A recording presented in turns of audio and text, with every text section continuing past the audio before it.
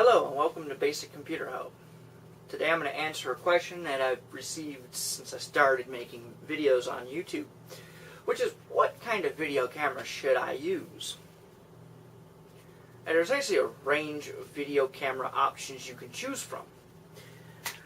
I started with a simple point and shoot camera. This one is a Kodak EasyShare M1093 IS. It's really good. It's an old camera, a little more than 2 years old. I dropped it so it doesn't focus right unless you got it zoomed all the way in. Does half HD, 10 megapixels. Again, it's one of the first cameras I started with. I actually started with an older model. That one, after it got 3 years old, stopped recording sound. For most of the videos I make with me actually in them and not a screen capture, I use my Nikon D3100. It's actually really good. The problem with it is it does not autofocus. See, as I get closer to the screen, it's actually it's actually focusing. This one it does not. I would just turn into a blur, and I'd have to focus it. There's actually a button you can hold and have it autofocus, so it's not a true autofocus. I hear the Nikon D9000 does a lot better. What I am recording with is a Sanyo ZACD CG10. Again, it's about a little more than 2 years old. I got it the same time I got this. Really good video camera. Only records in 720 HD, so no full HD there. But here's a real shock for you guys. It makes better HD quality videos than that camera and this, and can put the autofocus of this thing to shame. What is that? My cell phone. I have a Nikon, not a Nikon, wow. I have a T-Mobile MyTouch 4G slide, and it is capable of full HD video. It has a really good autofocus. It only takes it about a second. This camera right here has a faster autofocus than this one does, but this can record in full HD. This can actually take better pictures than my point and shoot and that camera. This is also less than a year old. I got this shortly after it came out on the market.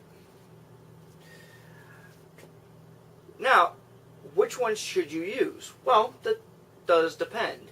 Since most of the time I don't move around in my videos, I use my Nikon.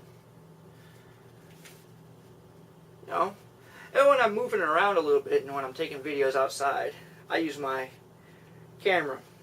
When I do my car videos, since I have something that's designed specifically to hold a cell phone, you know, I could use my phone camera.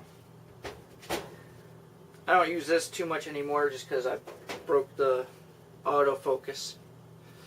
And if I ever do need something that can attach to a tripod and record something moving around without too much effort, I use my Sanyo. I do plan on upgrading my Sanyo in the near future, or maybe distant future. One quick recommendation I could do is actually read the reviews. There are camera forums out there for both video and still camera shots, and they're actually really good. You could search them, find out what'll suit your needs. I actually really only got the DSLR just to take pictures, not video. The fact that it can do video is actually a happy side effect. DSLRs are kind of expensive, and if you're only going to buy something to take video, don't buy a DSLR. They take the best pictures I've ever taken. They just don't autofocus in a video. But the video is not bad if you don't move around. Alright, now I'm going to talk about a future project that I intend on starting up on this channel. A lot of people want me to cover practical programming techniques in various languages, C mostly. I don't program much in C anymore just because you spend a lot more time coding the user interface than you do coding the program itself. C# is what I switched to because I can actually, it's fairly easy. I can write a library in C and interface with it that way. But my project for that is hook it up to your car. This right here is actually a standard code reader. I can hook it up to the computer. It's got software for it. But you can buy a cable that's like this, but instead of it going to a code reader, it plugs into your USB port, and it's pretty much a serial. That's an OBD2 plug.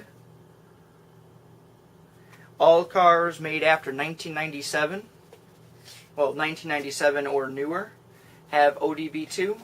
Most 1996 cars, at least in the United States, have ODB2. I don't know about standards outside of the US. They very well might have ODB2. I don't know. But I plan on creating a program that you can plug into your car, pull codes. It won't be as cool as this because this actually tells me what the codes will mean. But that functionality can be added in the future. But it can also pull your speedometer, tachometer, a bunch of other stuff. So it's pretty cool. So that's it. See you in the next video.